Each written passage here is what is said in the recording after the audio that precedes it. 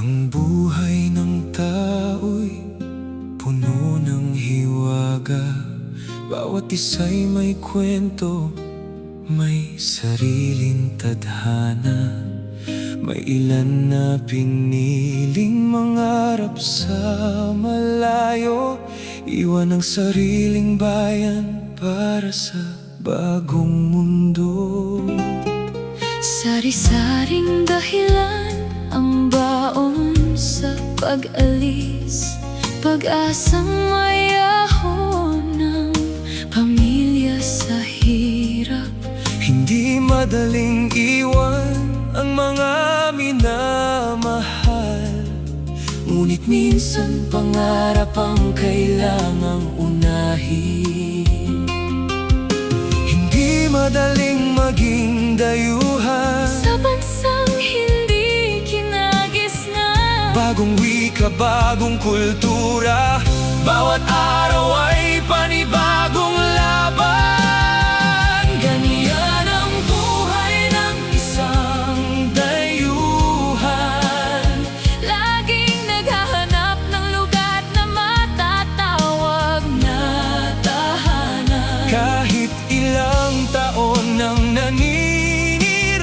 naninirahan. Sa mata ng iba'y estranghero pa rin, Ngunit sa bawat luha at pangungulila, patuloy silang lumalaban para sa pamilya.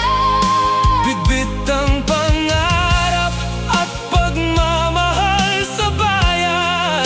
Hindi sumusuko kahit malayo sa tahanan.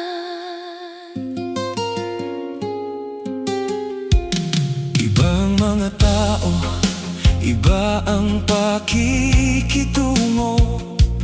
May mga araw na walang makausap, Minsan may makitang kapwa kababayan, ngunit hindi rin agad maramdaman ang pagtanggap. kapag magkaiba ang pinanggalingan. May pagitan pa rin hindi matawid, Sa gitna ng napakaraming tao, may mga pusong nananatiling nag-iisa. hindi nakikita ng marami ang kanilang sakripisyo. Ang mga gabing puno ng pagod at pananabik, Hindi sila umalis, para takasan ang bayan, kundi para tuparin ang mga pangarap ng pamilya. ganyan ang buhay ng isang dayuhan. Patuloy na bumabangon sa bawat pagsubok ng buhay. Kahit sa mata ng iba'y estranghero pa rin, Hindi mababago ang kanilang pagkatao. dala nila ang puso ng sariling bayan.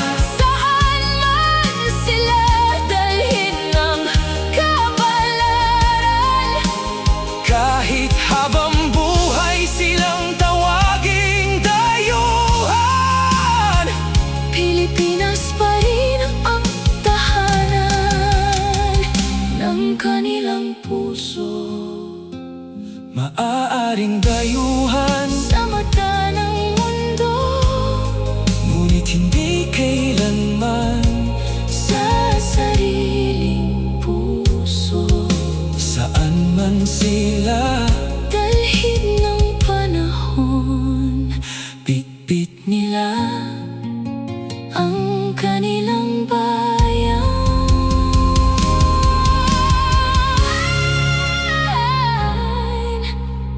Habang buhay